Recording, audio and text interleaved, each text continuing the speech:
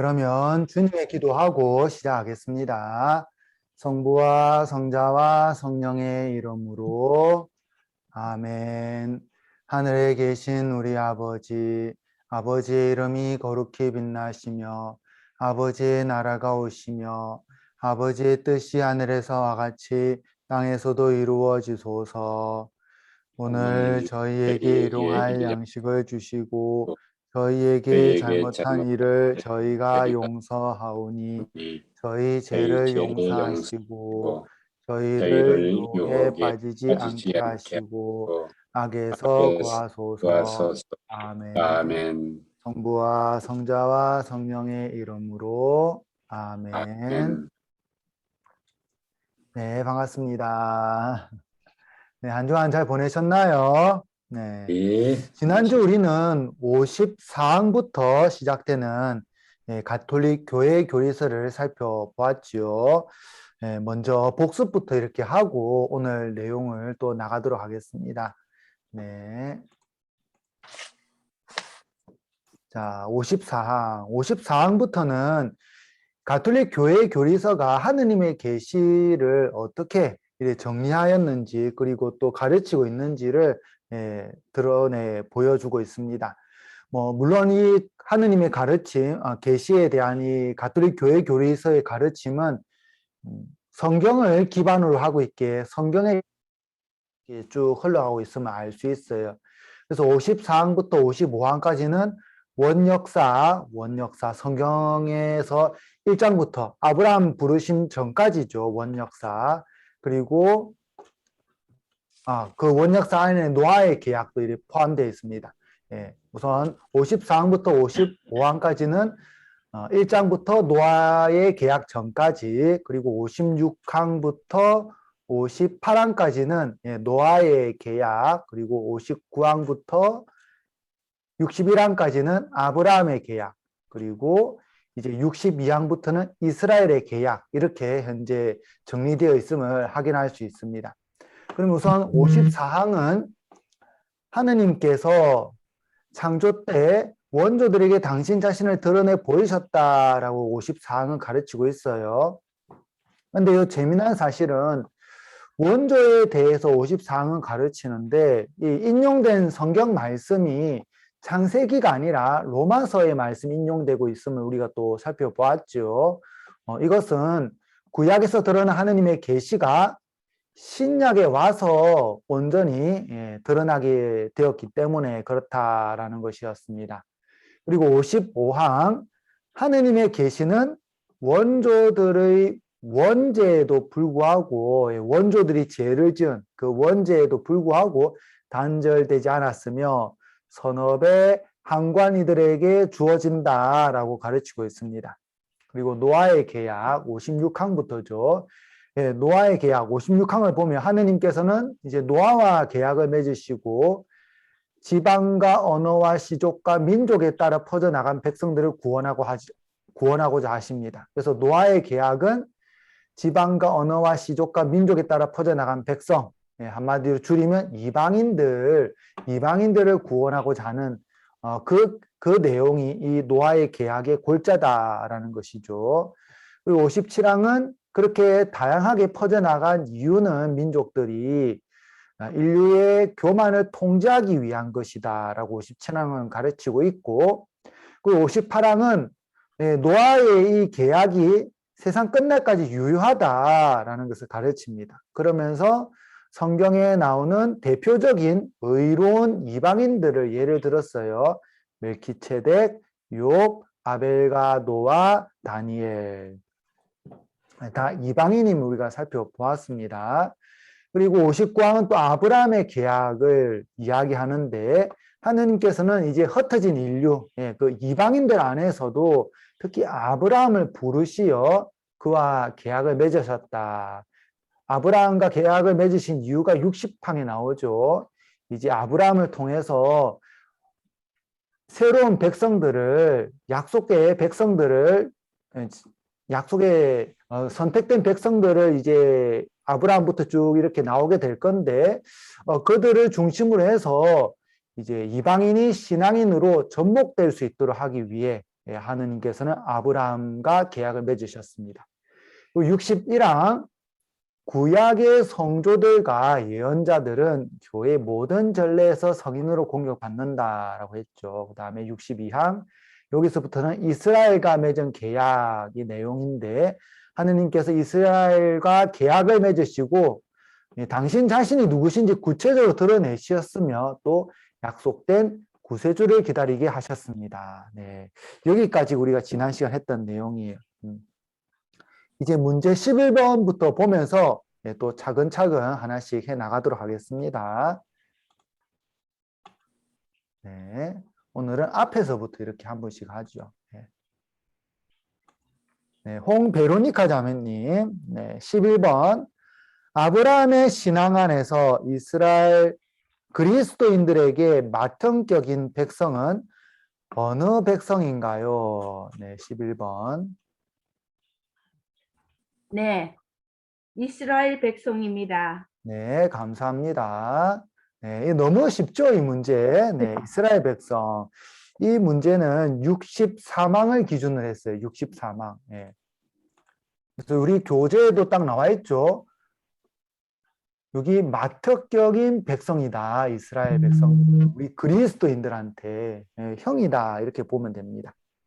그 다음에 12번. 네. 김수산나 자매님 12번. 새롭고 영원한 계약은 모든 사람의 마음에 새겨집니다. 그 희망은 특별히 어떠한 사람이 가지게 되며 그 희망의 가장 순수한 모습은 누구에게서 나타나나요? 네, 주님의 가난한 사람들과 겸손한 사람들, 그리고 마리아입니다. 네, 감사합니다. 네, 너무 잘 풀어주셨죠? 이 문제는 교재 64항, 64항에 나옵니다. 여기에 마지막 부분에 있죠. 이 희망은 특별히 주님의 가난한 사람들과 겸손한 사람들이 가지게 되며 또 가장 순수한 모습은 마리아, 성모님에게서 나타난다라고 했습니다. 그래서 이러한 희망을 지금 현재 계속 배우고자 노력하는 단체가 우리 성당에서는 레지오 마리에라고 할 수 있겠죠. 그 희망을 계속 나가고자 노력하는 단체다라고 보면 됩니다. 네, 그 다음. 자, OX 문제. 이 OX 문제가 조금 헷갈렸을 거예요. OX 문제가. 네. 요세피나 자매님, 김요세피나 자매님. 자, 13번. 이거 OX 문제를, 한 문제씩 하기에는 너무 적고, 5문제 다 하기에는 조금 많으니까, 요세피나 자매님이 3개를 하고, 또 다른 분이 2개를 하고, 이렇게 하면 되겠네요. 자, 1번. 성부께서는 모든 것을 성장해서 말씀하셨고 그 말씀 외에 다른 말씀은 없다. 이거는 O인가요? 동그라미인가요? O인가요? X인가요? O입니다. 예, O, 예, 맞습니다. 2번. 하느님께서는 이 유일한 말씀 안에서 모든 것을 동시에 그리고 여러 번에 걸쳐서 말씀하셨다. 이거는 뭐죠? X입니다. 한 번 X. 말씀하셨습니다. 네, 맞습니다. 한 번 말씀하셨습니다. 정확합니다. 3번. 예수 그리스도에게서 성부의 완전하고 결정적인 계시가 드러났다. 따라서 그 내용은 완전하고 명백하게 드러난 것이다. 이건 뭔가요? X입니다. 네, X. 네, 감사합니다. 네. 그러면 우리가 한번 교재 한번 그래도 1, 2, 3 요 한번 보면서 이렇게 해 나가도록 하죠. 네. 자, 먼저 성부께서는 모든 것을 성자 안에서 말씀하셨고 그 말씀 외에 다른 말씀은 없다. 예. 여기 있죠. 65항에 성부께서 하느님의 아들 예수 그리스도께 완전하고 결정적인 유일한 말씀이 드러났고 또 성부께서 모든 것을 그분 안에서 말씀하셨고 그 말씀 외에 다른 말씀은 없다. 예. 그리고 2번 여러 번에 걸쳐서가 아니라 한 번에 걸쳐서 요 밑에 있죠. 단 한 번에 말씀하신 것이다. 여기에 단 한 번에. 예. 그러면 이것도 성경 구절을 찾아보면 좋을 것 같아요. 여러 번에 걸쳐서. 자, 우선, 자, 히브리서 1장 1절부터 한번 보죠. 히브리서 1장 1절. 예, 다 함께 히브리서 1장 1절 말씀 한번 펴보세요. 히브리서 1장 1절. 히브리서 1장 1절. 네. 우율리안나 자매님, 히브리서 1장 1절 말씀 읽어주세요. 네. 하느님께서 예전에는 예언자들을 통하여 여러 번에 결쳐 여러 가지 방식으로 조상들에게 말씀하셨지만 네, 여기까지 딱 보면 하느님께서 예전에는 뭐 구약이죠, 구약의 시대 때에는 여러 번에 걸쳐서 여러 가지 방식으로 말씀을 하셨어요. 그런데 지금은 어떻게 하셨나? 자, 유다서간 3절을 펴주세요. 다 함께. 유다서간 3절. 네. 유다서간은 요한묵시록 바로 앞에 있어요. 바로 앞에. 근데 요거는 왜 절밖에 없냐? 장이 없어요. 한 장으로 이루어져 있어요. 한 장. 예, 그래서 요거는 절이 없습니다. 예. 자, 우율리안나 자매님, 유다서간 3절 말씀 읽어주세요. 사랑하는 여러분, 우리의 공동 구원에 관하여 여러분에게 편지를 쓰려고 여러모로 애쓰던 참에 성도들에게 단 한 번 전해진 믿음을 위하여 싸우도록 여러분에게 권고하는 편지를 써야 할 필요가 생겼습니다. 예, 여기 딱 나와 있죠. 성도들에게 단 한 번 전해진 믿음. 단 한 번. 여러 번 전해진 거 아니에요. 단 한 번. 그래서 구약에서는 예언자들을 통해서 여러 가지 방식으로 여러 번 전해졌는데 신약에 와서는 예수님을 통해서 단 한 번 전해졌어요. 그래서 예수님 말고는 그 어떤 말씀도 없다. 이게 이제 명백히 드러났습니다. 성경 유다서간 3절에 분명히 딱 나와 있죠. 그 다음에 예수 그리스도에게서 성부의 완전하고 결정적인 계시가 드러났다. 따라서 그 내용은 완전하고 명백하게 드러난 것이다. 이거는 X라고 했죠. X. 보면, 자, 이 문제는 66항에 있죠. 66항. 예, 66항. 여기 있죠. 예. 그러나 계시가 완결되었다고는 해도 완전하게 드러났다고 해도 완결되었다 해도 끝났다 완전하게 드러났다 이렇게 하면 안 되죠. 예수님에게서 다 끝났다. 신약 이후로 새로운 공적 계시는 없다 이 말이죠. 완결되었다 해도 그 내용이 완전히 명백하게 드러난 것은 아니다. 계시는 다 이렇게 완결되었어요. 그래서 계시된 진리는 다 이렇게 완결되었지만 명백하게 드러난 것은 아니에요. 이게 대체 뭔 말이냐? 예를 들어보면 우리가 쉽게 이해를 할 수 있습니다. 예를 들어보면 과거에 과학이 발전하기 이전, 이 성경책이 오직 유일한 진리, 이 성경 말씀이 모든 것을 대변한다. 그렇게 생각했었어요. 그래서 하느님께서 이 세상을 창조하실 때 6일 만에 창조했다라고 성경은 나와 있죠. 6일 만에 창조를 하시고 마지막 날에 7일째에 쉬셨어요. 그래서 세상 창조는 6일 만에 이루어졌다라고 과거에는 생각을 했어요. 그런데 과학이 발전하다 보니까 이게 아닌 거예요. 세상 창조는 훨씬 더 이전에 일어났고, 그리고 지구라는 이 행성 안에 생명이 태어난 것은 또 얼마 안 되는 거예요. 그 단순 6일이 아니고 몇 억 년밖에 정확하게 모르겠네. 몇 억 년인지는 연도는 정확하게 모르겠는데 얼마 안 되는 거예요. 이걸 보면. 그래서 이래 갖고 이 성경 말씀 뭔가 좀 이상하다라는 것을 알게 되었죠. 그래서 이제 우리 그리스도교에서 깨닫게 된 겁니다. 하느님의 말씀, 그 계시된 진리는 변함이 없는데 이 계시된 진리를 해석하고 바라보는 우리들의 관점은 계속해서 성장시켜 나가야겠구나 라는 것을 알게 됩니다. 그래서 66항은 계시가 완결되었다. 계시는 완결되었지만 그 내용은 명백하게 완전히 드러난 것은 아니다 라고 66항 이야기하고 있어요. 그래서 지금도 인문학이 발전해 나간다면 이 성경의 말씀을 또 새롭게 우리가 묵상할 수 있어야 되겠구나 라는 것을 이제 하나씩 깨닫게 됩니다. 그리고 또 대표적인 학자가 르네 지라르라는 학자예요. 르네 지라르. 하나 한번 적어 드릴게요. 자, 06.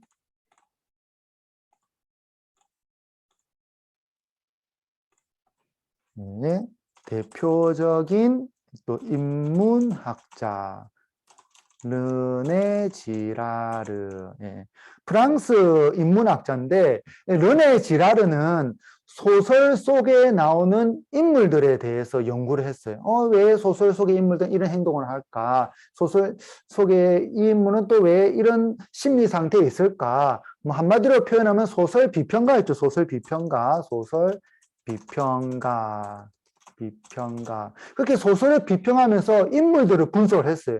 근데 인물들을 분석하다가 이상하게도 그리스도교 문화권 안에 있는 소설, 그리스도교 문화권 아래의 소설들을 비교 분석해 보면 그리스도교 문화 이외의 소설과는 다른 뭔가를 알 수 있게 되었어요. 그래서 이거 여기서 멈추지 않고 르네 지라르가 그러면 그리스도교 문화권이니까 당연히 성경도 해봐야겠다. 어차피 믿지 않는 사람들에게 성경은 또 다른 소설책이죠. 그래서 성경도 연구하고 그 다음에 그리스 신화도 연구를 하고 그리스 신화 그 다음에 고대 근동 신화도 연구를 하고 그렇게 연구를 하다 보니까 성경만이 유일하게 다른 것이 있더라. 그것을 폭력과 뭐가 달랐냐? 폭력에 대해서 폭력 그 다음에 또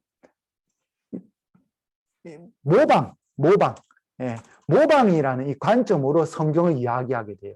폭력에 대해서 또 더 나아가서 모방이라는 이 관점으로. 그래서 이 사람의 학문을 미메시스 이론이라고 합니다. 미메시스 이론.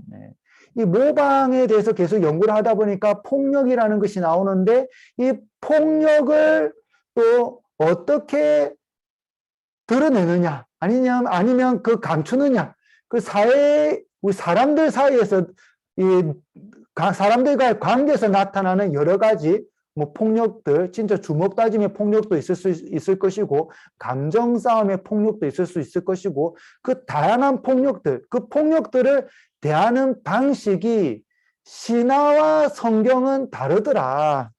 신화와 성경은 다르더라라는 것을 이 사람이 밝혀냅니다. 그래서 지금 현재 그 신의 죽음에 대해서 이야기했던 니체 이후로 이제 그리스도교 종교가 과연 의미가 있냐, 이 성경이라는 것이 과연 의미가 있냐라고 참 많은 사람들이 회의를 가졌을 때 이 전혀 이 신앙심에 대해서 별 생각하지 않던 사람, 그냥 단순히 이걸 성경을 연구 자료로 삼던 사람에 의해서 성경의 가치가 또 드러났어요.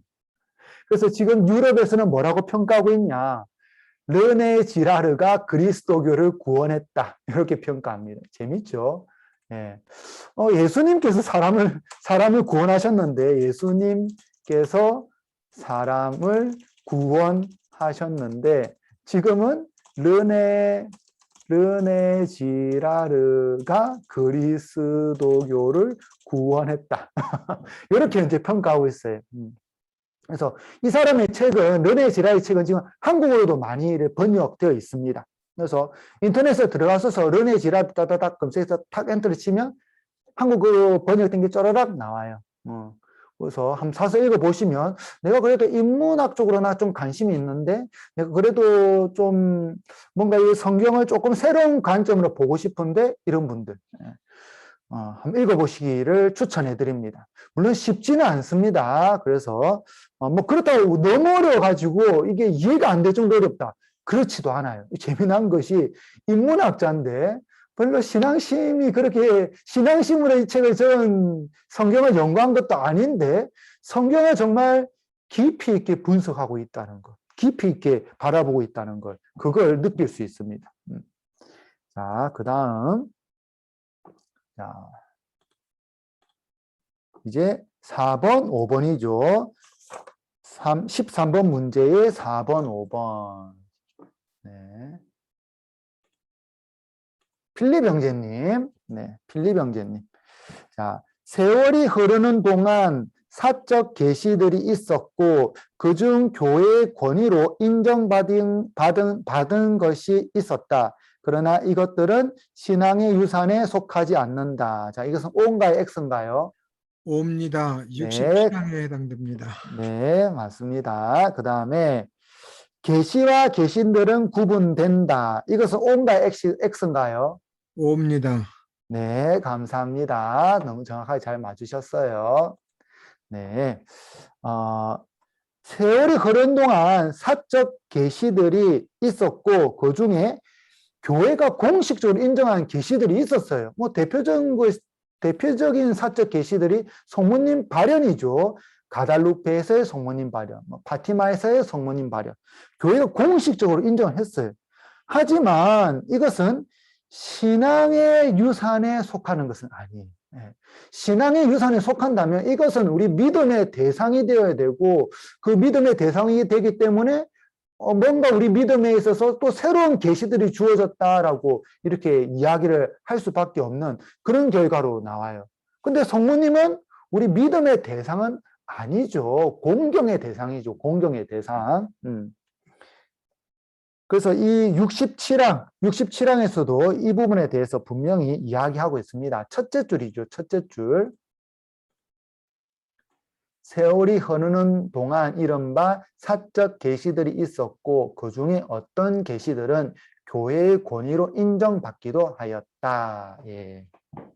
그 다음에 계시와 계시들은 구분된다. 예, 요 밑에 있죠. 밑에서 요 밑에 하나, 둘, 셋, 넷. 그리스도교 신앙은 그리스도의 계시를 벗어나거나 수정하려고 시도하는 다른 계시들을 받아들일 수 없다. 예. 왜냐하면 이미 계시는 완결되었다라고 여기 계시가 완결되었다. 66항에서 분명히 얘기하고 있어요. 그래서 그 이후에 주어지는 뭐 다양한 어떤 하느님에 대한 체험들, 그거는 다 사적 계시들이에요. 계시들. 복수형으로 사용하고 있죠. 복수들. 근데 일부 종교들과 신흥 종파들은 이런 부류의 계시들의 근거에서 세워진 경우가 많다라고 이야기하고 있습니다. 자, 여기까지 현재 계시가 우리 그리스도의 계시가 어떠한 단계로 이렇게 쭉쭉 나아갔는가라고 이야기를 하고 있는데 한 번만 더 이렇게 짚어보죠. 간략하게.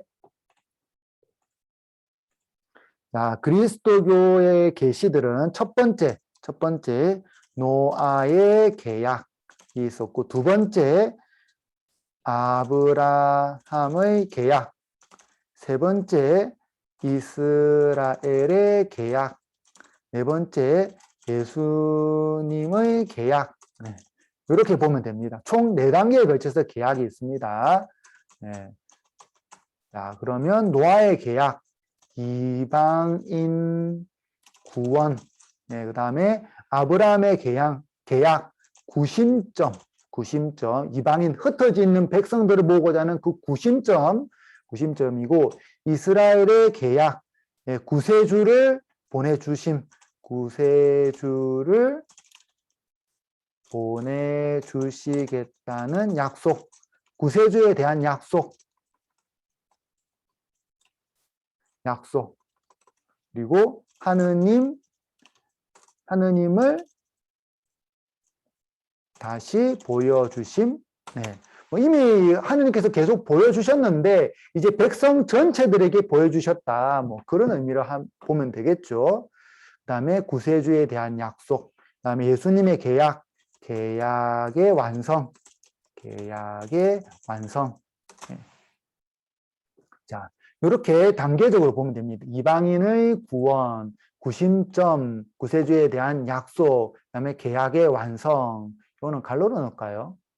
어차피 하느님 계속 보여주셨으니까. 네. 이렇게 단계적으로 착착착 나아갔다. 이렇게 보시면 됩니다. 이렇게 간단하게 설명할 수 있는 내용인데, 자세하게 조금 다루다 보니까, 또 말마디가 조금 또 어렵다 보니까, 참 조금 복잡하고 어렵게 다가왔던, 그렇게 느껴졌던 것이지 않을까 하는 생각이 듭니다. 네.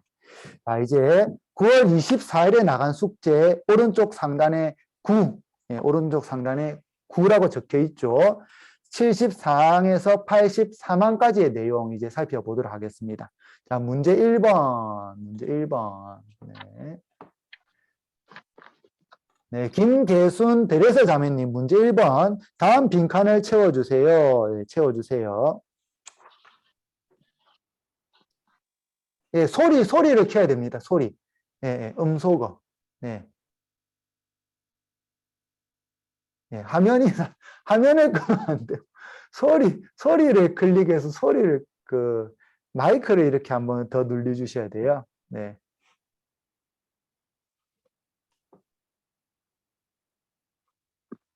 네, 대레사 자매님.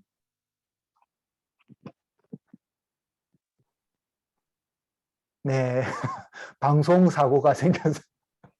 네, 이거 어쩔 수 없네요. 아이, 네, 이거, 손가락을 누르다 보면, 이게 딱 붙어 있잖아요, 이게. 그래서 보니까 이게 잘못하면 이렇게 되는데, 제가 풀어보겠습니다. 이 문제는 74항과 관련된 문제죠, 74항. 예. 하느님께서는 모든 사람이 구원을 받고 진리를 깨닫게 되기를 원하신다. 곧 예수 그리스도를 알게 되기를 바라신다. 그러므로 그리스도께서는 모든 민족, 모든 사람에게 알려져야 하며 계시는 세상 끝까지 전해져야 한다. 그 말씀을 74항에서 이래 가르치고 있습니다. 그 다음에 문제 2번. 문제 2번. 네, 대레사님 이제 돌아오셨네. 됐어요, 이제. 예, 지금 제가 안 그래도 방송 사고 때문에 그랬다가 제가 문제 풀었습니다. 감사합니다. 다시 돌아오다 보면 또 제가 말씀드릴게요. 네. 그다음에 문제 2번. 네, 토마 형제님. 하느님의 모든 계시를 자신 안에서 이루신 예수님께서는 모든 진리와 윤리 규범의 원천으로 무엇을 선포하셨고 이를 모든 이에게 선포하도록 누구에게 명하셨나요? 이 전파하신 복음과 그리고 사도들에게 명하셨습니다. 네, 복음을 선포하셨고 사도들에게 이제 전하라라고 명령하셨습니다. 네, 감사합니다. 자, 이제 3번.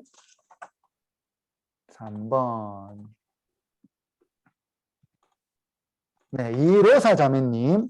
복음은 주님의 명에 따라 두 가지 방식으로 전해졌습니다. 첫 번째는 구두로서 사도들은 그리스도의 말씀과 행적, 그리고 그분과 함께한 공동사에서 받은 것과 성령의 조언에 힘입어 배운 것을 어떤 방식으로 전했나요? 그리고 두 번째는 문서로서 사도들과 그 제자들이 성령의 감도로 구원의 소식을 기록하였다고 합니다. 그 기록을 우리는 무엇이라고 하나요? 첫 번째는 설교와 모범과 제도이고 두 번째는 성경입니다. 네, 감사합니다. 너무 잘 푸셨어요. 네. 네, 이 문제는 76항과 관련된 것이죠. 76항. 네. 그럼 여기서 금방 알 수 있어요. 기록으로 전해진 가르침, 성경, 그 다음에 기록되지 않은 가르침, 성전. 네. 성전은 그러면 성전에는 설교, 모범, 제도가 있다. 우리가 보통 성전 하는데 이 대체 뭘까? 이렇게 생각을 하죠. 성전. 그러면 성전에는 설교, 예, 이 말씀을 선포하는 설교, 그다음에 모범, 예, 마더 데레사 스님처럼 그렇게 하느님의 가르침을 직접 살아낸다면, 그게 바로 또 우리 그리스도교 안의 성전 속에 들어오게 되는 거예요. 그다음에 제도, 이 교회 제도예요, 교회 제도. 예. 그다음에 그다음 문제가 이렇게 조금 찾는데 조금 힘들지 않았을까 하는 생각이 듭니다. 자, 이번에 누가 할 차례죠? 조 글라라 자매님. 네. 사도들은 교회 안에 복음이 영구히 온전하게 또 생생하게 보존되도록 주교들을 후계자로 세워 자기 교도직의 자리를 넘겨주었습니다. 그렇다면 12사도 다음으로, 12사도 다음으로 교도직의 자리를 넘겨받은 사람들은 누구인가요? 자, 누구 있죠? 이게 많더라고요. 그렇죠. 누가 있죠? 많습니다. 예. 유다 사도 대신으로 들어온 12사도 후계자는 첫 번째로 마티아 사도고요. 네. 이렇게 쭉 해야 돼요. 예, 한번 찾으신 대로 한번 말씀해 주세요. 예, 마티아 사도고요. 네. 그럼 신약 시대의 사도는 이방인의 사도인 바오로 사도, 네. 그다음 바르나바 사도, 네. 소스테네스 사도, 네. 티모테오 사도. 네. 예, 그리고 마지막에는 사도들의 후계자는 지금은 주교님들입니다.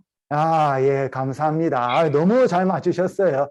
현재 우리가 성경에서, 네, 훌륭합니다. 네, 현재 우리가 성경에서 사도라고 하면 12사도, 이렇게 12사도가 있고, 12사도 말고 또 성경에서 또 찾아보면 5명이 사도라고 이제 더 추가적으로 나와 있어요. 네, 이 5명. 이 부분에 대해서는 제가 3월 25일 교리 때 했었죠, 한번. 그래서 바오로 사도, 마티아 사도, 바르나바 사도, 소스테네스 사도, 디모테오 사도, 이 사도들에 대해서, 이 5명에 대해서는 성경의 장절과 9절까지 3월 25일 교리 때 우리가 찾아봤어요. 지금 또 궁금하다 하시는 분 있으면 교리 끝나고 따로 한번 찾아보시기 바랍니다. 자, 이제 추가로 더 찾아보도록 하겠습니다. 추가로.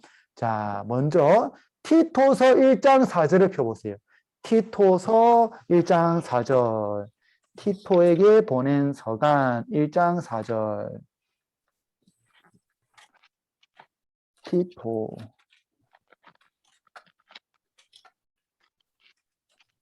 (1장 4절) 자, 여기도 이거 너무나도 당연한 것 같은데 요한 형제님 1장 4절 한번 읽어주세요. 이러한 나 바오로가 같은 믿음에 따라 나의 착실한 아들이 된 티토에게 인사합니다. 하느님 아버지와 우리 구원자이신 그리스도 예수님에게서 은총과 평화가 내리기를 빕니다. 네, 바오로 사도가 티토를 자신의 아들이라고 할 정도로 아주 아끼고 있다라는 것을 티토 1장 4절에서 확인할 수 있어요. 그리고 1장 4절은 티토 1장 4절에 티토 나와 있지만 이 1장 4절 요 서간 자체를 아예 티토에게 보낸 서간이라고 표현하고 있어요. 티토라는 한 사람에게. 앞에서 이래 보면 보통 에페소 교회에게 아니면 코린토 서간은 코린토 공동체, 코린토 교회에게, 로마 서간은 로마 교회, 로마 공동체에게 이렇게 하고 있는데 이 티토 서간은 아예 티토라는 사람 한 명한테 딱 보냈어요. 한 명한테. 그러면 이 티토도 참 중요한 인물이다라는 것을 우리는 금방 이렇게 유추해 볼 수 있죠. 그럼 얼마나 중요한 인물이냐 찾아보면 됩니다. 자, 가톨릭 굿뉴스, 가톨릭 굿뉴스로 이렇게 딱 가서 여기서 보면 요 줄 3개 꺼낸 거 모든 자료는 요 안에 다 있습니다. 전체 메뉴이기 때문에 전체 메뉴. 나는 요게 조금 힘듭니다. 신부님, 저는 요거 좀 힘든데요. 그러면 조금 내리면 여기 있어요. 매일미사, 성물도, 성경, 기도문, 대사전, 칠성사, 성인, 주보, 성가. 그럼 요 성인 있네요. 성인 클릭. 네. 그러면 여기서 이제 티토 치면 티토 딱 치면 네, 이렇게 검색이 되죠. 아, 요 3명이 딱 나왔어요. 3명. 3명이 나왔는데 연도를 보면 돼요. 1세기경, 410년경, 연대 미상 이렇게 되어 있는데 그런데 이거는 폰시토죠. 그러면 요거 아니고 그럼 요 2명이니까 요 410년이고 당연히 아니고 1세기경. 이분이시구나. 이분. 이분 딱 보면 신분이 바오로의 제자 그리고 주교라고 되어 있어요. 주교. 활동 지역은 크레타. 클릭을 하면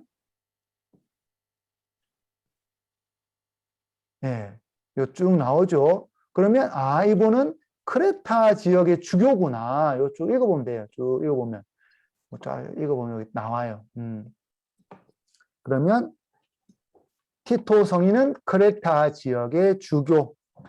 그 다음에 사도행전 19장 22절 한 표 보세요. 우리가 오늘 요 어떤 분들이 성경에서 계속 이렇게 나오나 아까 우리 조 글라리아 자매님 참 말씀 잘하셨듯이 그 직무를 가르침에 대한 직무, 자신들의 직무를 사도들은 주교님들에게 넘겨주셨어요. 그러면 그 넘겨주신 게 성경에 나와요. 성경에. 자, 사도행전 19장 22절. 사도행전 19장 22절. 우리는 이분들에 대해서 한 분씩 찾아볼 거예요. 사도행전 19장 22절.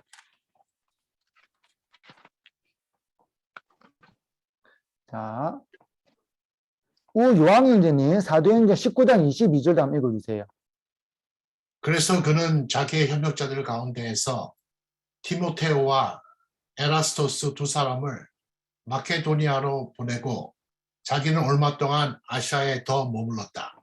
여기도 또 중요한 인물 한 명 또 나오죠. 그는 자기 협력자들 가운데에서 바오로 사도겠죠. 바오로 사도가 자기 협력자들 가운데에서 티모테오는 우리가 이미 사도라는 걸 찾아봤어요. 티모테오. 코린토 후서 1장 1절에서도 사도라 나오고 콜로새서 1장 1절에서도 티모테오는 사도라고 딱 정확하게 적혀 있어요. 그런데 똑같이 나오는 인물 중에 한 명이 또 에라스토스. 그러면 티모테오도 중요하고 바오로도 중요했다면 똑같이 나오는 에라스토스도 중요하지 않을까라는 생각이 당연히 들겠죠. 그럼 여기서 또 찾아보는 거예요. 예, 여기서 자, 에라스토스. 예, 여기 나오네요. 에라스토, 한글로는 그냥 에라스토라고 하기도 한다. 뭐 이런 뜻이겠죠. 들어가면 같은 이름으로 에라스도, 에라스토스 이렇게 같은 이름으로. 왜냐하면 이 외국어는 나라 지역이 바뀌면서 조금씩 이렇게 달라지기 때문에 이런다라는 걸 우리가 금방 알 수 있어요. 그러면 이분은 주교님이시네요. 주교님. 바오로의 제자이고 주교님이고 활동 지역이 필리피. 그러면 이분은 필리피 지역의 주교님이시구나 라는 것을 또 우리가 금방 알 수 있습니다. 자, 그 다음에 사도행전 27장 2절 한번 펴주세요. 사도행전 27장 2절. 사도행전 27장 2절. 사도행전 27장 2절. 네. 우요한 형제님, 사도행전 27장 2절도 읽어주세요. 네, 그리하여 우리는 아시아의 여러 항구로 가는 아드라미티움 배를 타고 떠났다. 데살로니가 출신인 마케도니아 사람 아리스타르코스도 우리와 함께 있었다. 네, 여기서 로마로 출발한다. 로마로 가는 이유. 사도행전에서 로마로 가는 이유는 하나예요.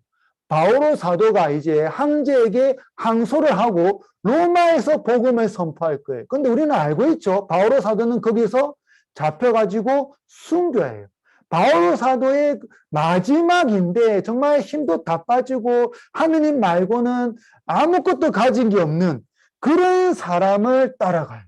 그러면 그런 바오로 사도를 따라가는 이분도 만만치 않겠구나. 그 로마로 가는 백길이 결코 쉽지 않은데 죽을 고비를 넘겨야 되는데 그것이 영광의 자리가 아니고 죽음의 자리인데도 불구하고 이 아리스타르코스도 따라가고 있어요. 그러면 이 발음도 어렵네. 아리스타르코스도 중요한 사람이겠구나라는 것을 유추해 볼 수 있고, 그럼 당연히 검색을 하면 나올 거예요. 자, 여기 검색을 해보겠습니다. 아리스타르코스. 네, 아리스타르코스. 예, 바로 딱 나오네요. 예. 자, 나오죠. 신분, 바오로의 제자, 주교님이시네. 주교님. 활동 지역, 테살로니카. 그러면 이분은 테살로니카 지역의 주교님이시구나. 여기 성경 사도행전 20장 4절, 27장 2절, 필레몬서 1장 24절에 언급되어 있다라고 이렇게 딱 기록해 놓았죠. 그 다음에 콜로새서 1장 7절 한번 펴보세요. 다 함께. 콜로새서 1장 7절. 이 성경 이렇게 자세하게 찾다 보면 생각외로 주교님들이 많습니다. 예. 생각외로 사도들, 다음 세대들이 성경에 많이 기록되어 있어요. 우리가 찾지 않고 그동안 언급되지 않아서 그냥 뭐 12사도들 있었고, 그 다음에 이방인의 사도, 그 다음에 조금 더 기억하면 바르나바까지만 기억해요. 그런데 성경에 훨씬 많은 사람들이 그 사도들의 뒤를 이어서 활동하고 있었다라는 것을 성경은 기록하고 있어요. 자, 이걸 찾아봐야죠. 당연히 그러면. 콜로새서 1장 7절. 자, 콜로새서 1장 7절. 콜로새서 1장 7절. 1장 7절. 예. 자, 요한일기님 1장 7절도 읽어주세요.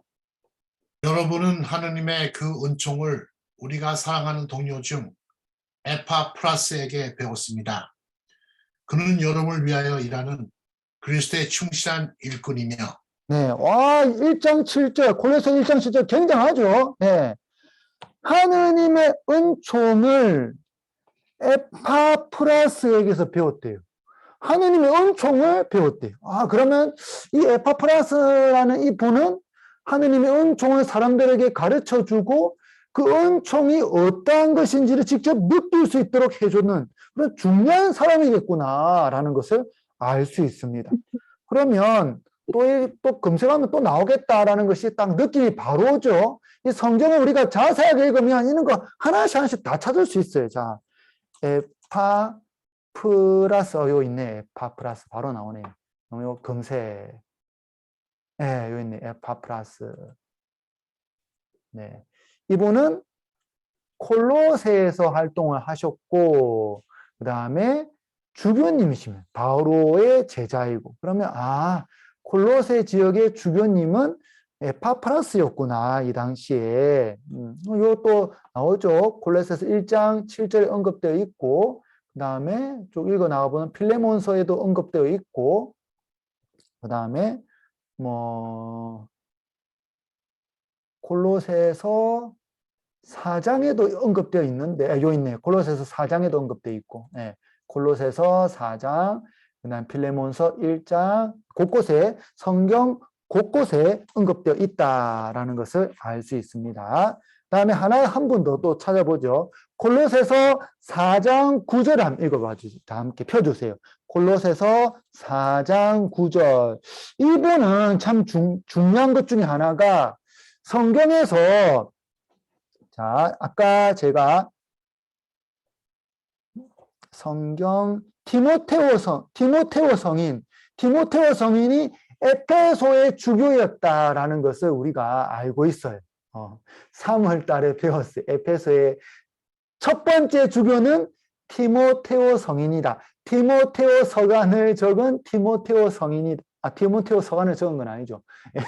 티모테오 서간에서 언급되고 있는 티모테오 성인이 바로 에페소의 첫 번째 주교인데, 그 다음 주교님, 두 번째 주교님이 콜로새서 4장 9절에 언급되어 있어요. 콜로새서 4장 9절.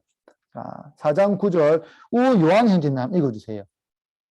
충실하고 사랑받는 형제 오네시모스도 같이 보냅니다. 그는 여러분의 동양인입니다. 이들이 이곳 사정을 여러분에게 다 알려줄 것입니다. 예, 충실하고 사랑받는 형제. 아, 이렇게 표현할 정도면 참 중요한 사람이다라는 것을 우리는 바로 알 수 있습니다. 그러면 또 바로 찾아봐야겠죠. 자, 그러면 오네시모스, 예, 오네시모스. 자, 에페소 주교님. 그럼 에페소의 주교님인데 요 쭉 읽어 나가다 보면 여기 있죠. 여기 성 티모테오를 뒤이어 에페소의 주교가 되어 딱 나와 있습니다. 그러면 이미 성경에서 사도들이 그 다음 자리를 넘겨주고 있구나라는 것을 딱 바로 찾을 수 있어요. 예. 그 다음 마지막으로 한 명만 더 보겠습니다. 계속 찾다 보면 오늘 시간 다 갈 것 같아요. 한 명만.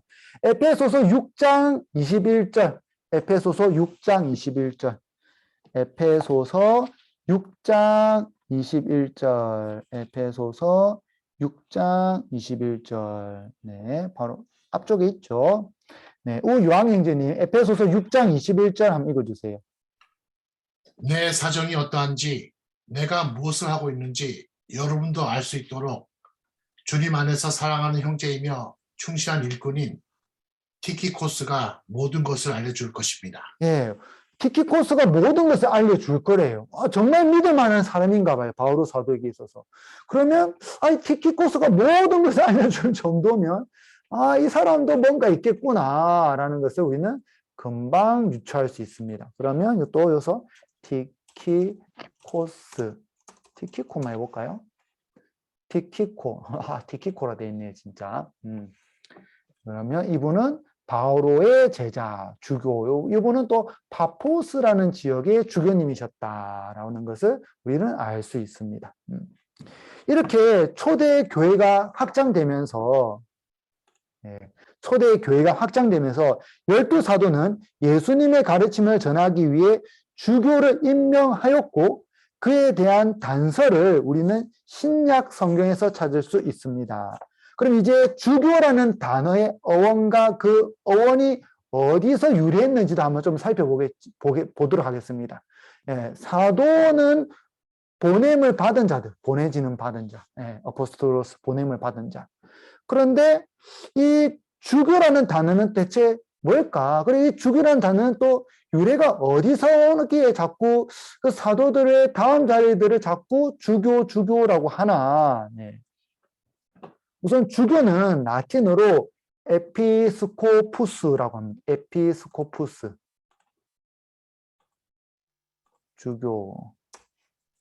주교는 라틴어로 에피스코푸스.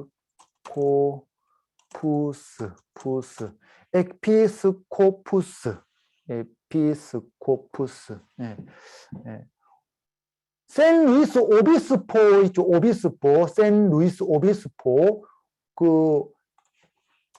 저 위쪽 지역에 샌루이스 오비스포라는 지역이 아마 아실 거고, 온천도 그 옆에 가까이 있고, 그 샌루이스 오비스포가 주교님이에요. 오비스포, 코푸스, 그다음에 오비스포스, 똑같은 말이에요. 샌루이스 주교님. 그 지역 이름이 아예 자체가 주교님이 그냥 여담이에요.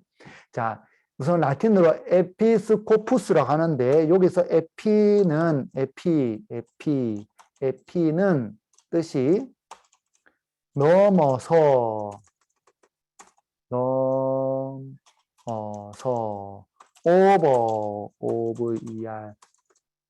OVER 뭔가를 넘어서 본다. 눈앞에 있는 이것만 보는 것이 아니라 뭔가를 넘어서 저 멀리까지 이래 봐. 아니면 깊이 있게 뭐 본다. 깊이 있게 이런 뜻이고 그 다음에 스코푸스 그다음에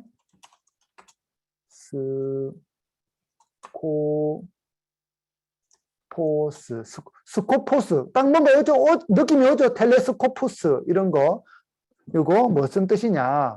관찰하다. 관찰하다. 바라보다. 예. 그래서 텔레스코푸스는 만원경이죠. 근데 에피스코푸스는 뭔가 넘어서 깊이 있게 들여다보고 바라보는 사람, 뭐 이런 뜻입니다. 그래서 주교라는 이 뜻은 어원적으로 무엇인가를 넘어서서 바라볼 수 있는 사람, 내면 깊은 곳을 볼 수 있는 사람, 뭐 이런 뜻이에요. 그래서 내면 깊은 곳을 바라볼 수 있고 무엇인가를 넘어서 바라볼 수 있기 때문에 다른 사람을 보호해 줄 수 있고 다른 사람을 이끌어 줄 수 있고 뭐 그런 역할을 할 수 있는 거죠. 이 단어가 신약 성경에서 가장 먼저 사용된 것은 사도행전 20장 28절입니다. 사도행전 20장 28절. 여기서 신약 성경에서 가장 먼저 사용되었는데, 자, 다 함께 사도행전 20장 28절 다 함께 펴보세요. 사도행전 20장 28절. 사도행전 20장 28절. 오, 율리안나 자매님, 사도행전 20장 28절만 읽어주세요. 여러분 자신과 모든 양떼를 잘 보살피십시오. 성령께서 여러분을 양떼의 감독으로 세우시어 하느님의 교회 곧 하느님께서 당신 아드님의 피로 얻으신 교회를 돌보게 하셨습니다. 예, 여기서 딱 보면 양떼의 감독으로 세우셔서 교회를 돌보게 하셨대요. 교회를. 그러면 이 교회를 돌보는 사람이 요 감독이구나. 그러면 요 감독은 대체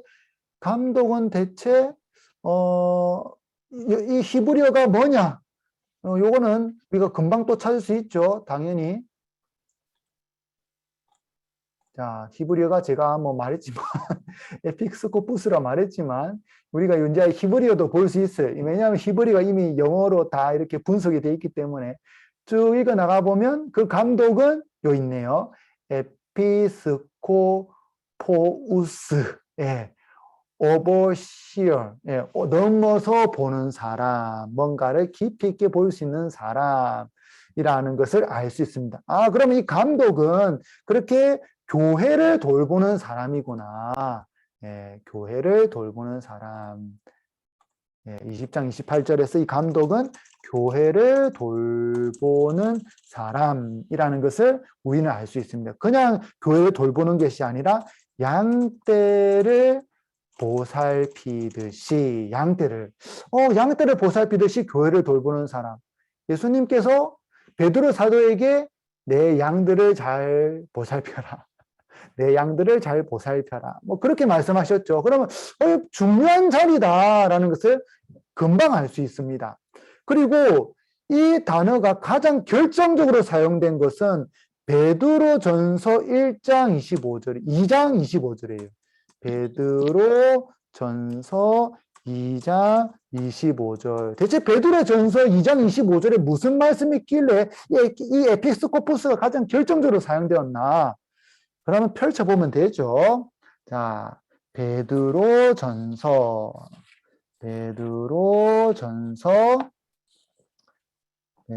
첫째 서간 2장 25절. 2장 25절. 네. 자, 율리안나 자매님, 2장 25절 말씀 한번 읽어주세요. 여러분이 전에는 양처럼 길을 잃고 헤매었지만 이제는 여러분 영혼의 목자이시며 보호자이신 그분께 돌아왔습니다. 네, 그분께 돌아왔다. 딱 느낌이 오죠? 예수님이에요, 예수님. 근데 예수님께서 그 이게 또 양의 비유가 딱 써요, 양. 예. 이거 참 중요하구나. 그 예수님께서 누구시냐? 영혼의 목자. 영혼의 목자. 근데 이 목자와 똑같은 의미로 사용된 게 또 보호자. 이게 있어요. 그럼 이것도 찾아볼 수 있죠, 우리가 이제 히브리어를 할 줄 알기 때문에 딱 찾아보면 돼요. 자, 베드로 첫째 서간 2장 25절. 자, 여기서 목자, 셰퍼드, 그 다음에 보호자, 오버시어 딱 나오죠. 여기 딱 나오죠. 목자하고 보호자하고 이 똑같이 있네. 엔드 해가지고 그러면 이야, 이 아주 중요한 게 나왔어요. 이제 아주 중요한 게. 네. 자, 목자 이꼬르 보호자인데 이 보호자가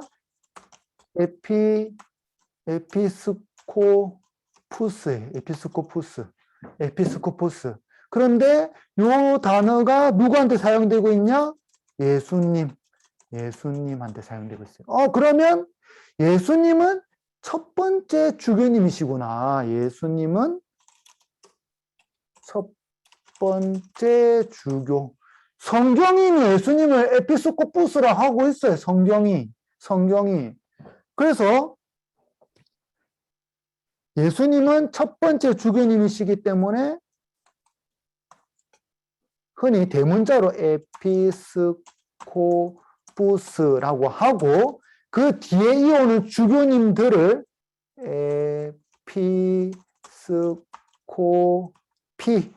에피스코피라고 합니다. 복수형. 에피스코푸스의 복수형. 예. 그리고 주교의 직무에 대해서는 안티오키아의 이냐시오 성인이 이미 2세기에 증언하고 있어요. 주교의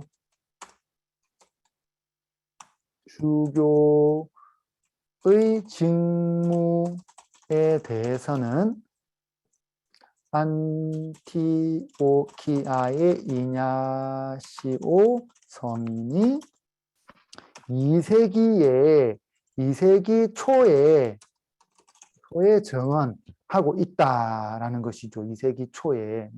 그냥 지금 우리 가톨릭에서 주교란 자리를 만들어낸 게 아니에요.